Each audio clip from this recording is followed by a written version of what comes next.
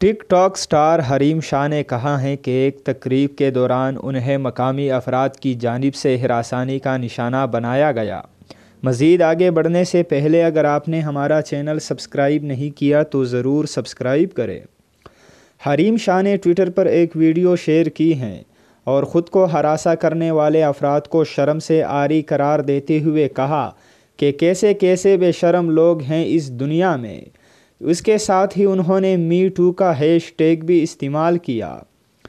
اس کے علاوہ اپنے ایک انٹرویو میں حریم شاہ نے کہا کہ ایک تقریب کے دوران چند لوگوں نے انہیں نامناسب انداز میں چھوا اور انہیں ہراساں کیا گیا۔ چاہے آپ عام خاتون ہیں، ٹک ٹاک سٹار یا کوئی مشہور شخصیت، جنسی ہراسانی کسی صورت قابل قبول نہیں ہے، اور افسوس کی بات ہے کہ پاکستان میں جنسی ہراسانی کے خلاف کوئی مؤثر قانون سازی نہیں ہے۔ واضح رہے کہ حریم شاہ نے سوشل میڈیا پر اس وقت مقبولیت حاصل کی جب ان کی وزارت خارجہ میں آزادانہ گھومنے پھرنے کی ویڈیو وائرل ہوئی۔